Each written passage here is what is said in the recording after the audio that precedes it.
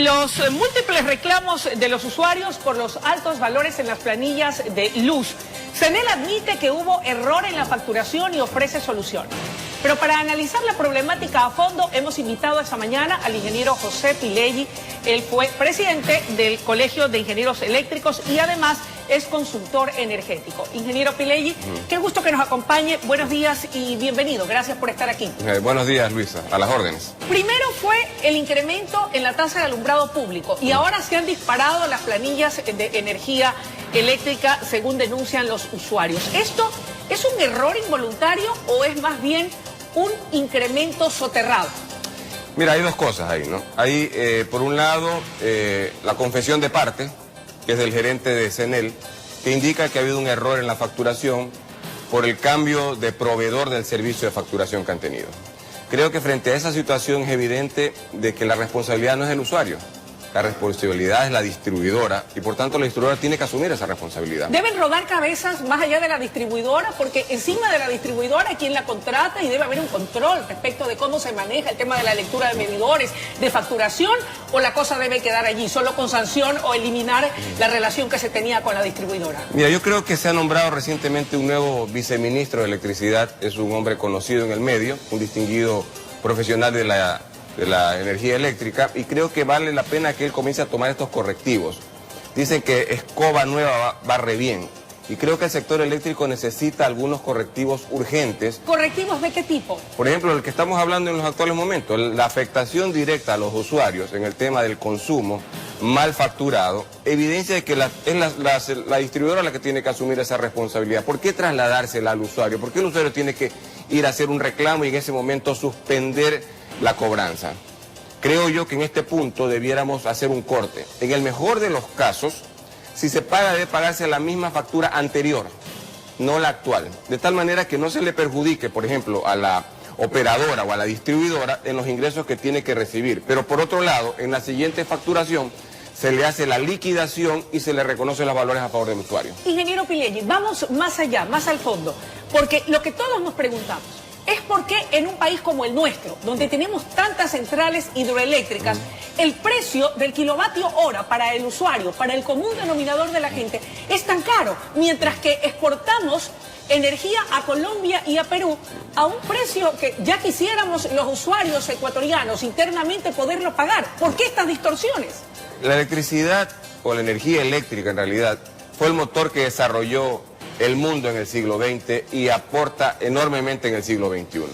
Por tanto, tiene que ser tomado como un elemento y factor de desarrollo. El sector productivo, sobre todo, el agroindustrial, el agropecuario, el agrario puro, necesita tarifas preferenciales para poder competir en el mundo. Creo yo que una de las tareas pendientes que tiene el gobierno nacional es dictar políticas claras en esto y cambiar de una vez por todas la matriz energética. Esto significa sustituir combustibles por el uso de electricidad. El sector camaronero lo pide a gritos para poder ser más competitivo. El sector bananero lo pide a gritos para ser competitivo. Y cambiar sus motores de combustión por motores eléctricos. Con ello ganaríamos mucho, en lugar de darle tarifas preferenciales a nuestros vecinos que compiten con esos mismos productos, con nuestros productores nacionales, y le daríamos una ventaja competitiva a nivel internacional. Hay una incongruencia, entonces, por decirlo menos. Ahora, ¿qué pasa con el ciudadano común? Sobre todo aquellos que vivimos en la costa, en el litoral ecuatoriano. ¿Y por qué le hago esta reflexión? Porque yo me pregunto, definitivamente aquí el clima está terrible. Entonces, forzosamente tenemos que aclimatarnos, prendemos aires acondicionados, de una u otra manera vamos a generar un mayor consumo. ¿Qué pasa con el pliego tarifario? ¿Está acorde a nuestra realidad como región costera, donde el clima es mucho más duro y difícil de sobrellevar? Mira, el pliego tarifario debe aprovecharse de la oportunidad que han habido estos problemas, con esa forma soterrada de querer aumentar la tarifa, aumentando la tasa de alumbrado, que por suerte fue oportunamente corregida por el ministro Pérez y por el presidente Moreno, para hacer una revisión del pliego tarifario en dos puntos. Primero, en el tema del consumo residencial por escala.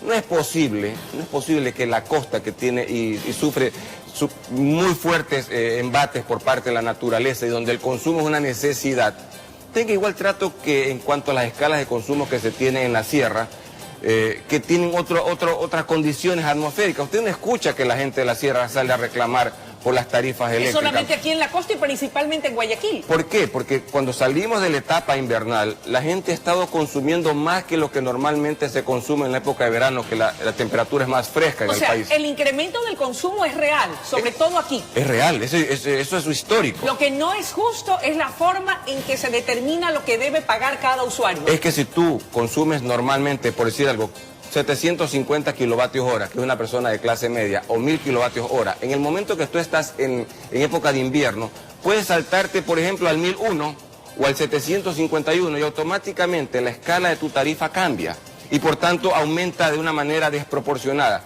Tenemos inclusive tarifas en esa escala que llegan sobre los 65 centavos el kilovatio de hora. Eso restringe el consumo y lo encarece de una manera exponencial cuando tú te separas de la escala de consumo que normalmente has tenido. ¿Cómo podemos incentivar el consumo de energía eléctrica en el común denominador de los usuarios sin que esto de ninguna manera afecte a su presupuesto? Y si se bajan esas tarifas a valores razonables, acordes en el caso específico de la costa, a nuestro clima, sin que esto afecte o atente contra la utilidad que debe percibir el Estado por la comercialización de energía. Mira, creo yo que hay una serie de distorsiones que acompañan la planilla de luz. ¿Cómo cuáles? Como por ejemplo la tasa de recolección de basura, que claro, ahora ya se la cobra a través de facturación directa por el municipio, pero que está indexada al valor o al consumo eléctrico que tú tengas.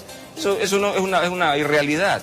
Lo mismo en la tasa de alumbrado público, lo mismo bomberos y lo mismo otros elementos que distorsionan el valor final que tiene que tener el kilovatio hora.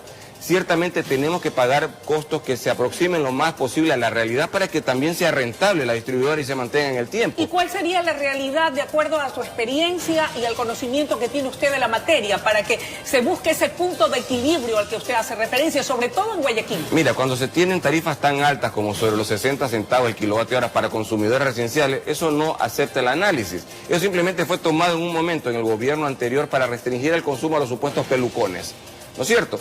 Hay que sacarse ese chip de la cabeza y comenzar a ver que la electricidad es un motor de desarrollo. Y que si alguien consume cuando tenemos suficiente energía en el país, es un mayor ingreso para la empresa eléctrica, pero no puede ser una extorsión al usuario con unas tarifas que escapan a cualquier racionalidad de consumo. ¿Y cómo entender? Vuelvo a repetir la pregunta que hacíamos al inicio de la entrevista, tal vez para una respuesta con mayor amplitud y precisión.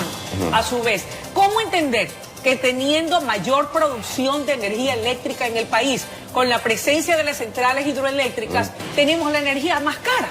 Bueno, existen escalas en donde la energía es subsidiada, por ejemplo, el sector popular. Y la subsidia no solamente el Estado, la subsidiamos los consumidores que más consumimos. Por eso existe una fila en la planilla que dice subsidio cruzado.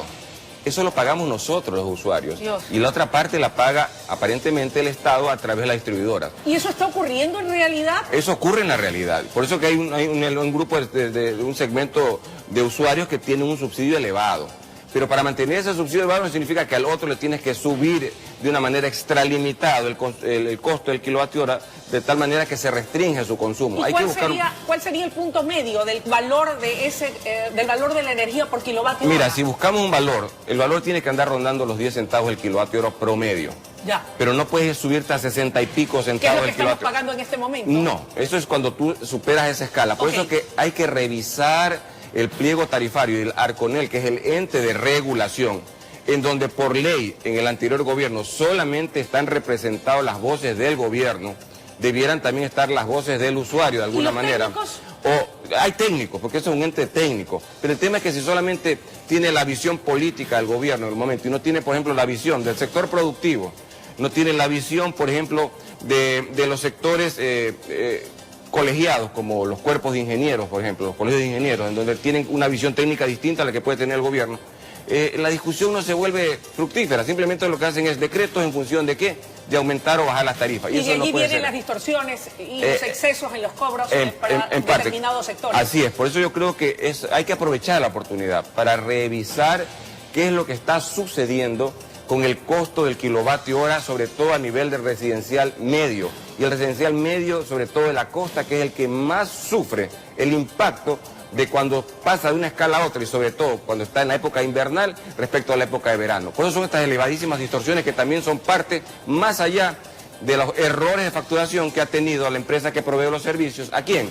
A CENEL. ¿Tiene de esto responsabilidad el ministro, la cabeza, el ministro de Hidrocarburos? Bueno, el ministro es parte del ente de regulación, del Arconel. Yo creo que él debiera promover esto y abrir el diálogo público con la asistencia de cámaras, con la asistencia de colegios profesionales. Para sincerar y transparentar el tema de los precios y de la revisión del pliego tarifario. Así es, porque no es posible que exista un trato discriminatorio entre la costa y la sierra en este tema. Y aquí no estamos hablando de temas regionales, ojo, no, ni mucho menos.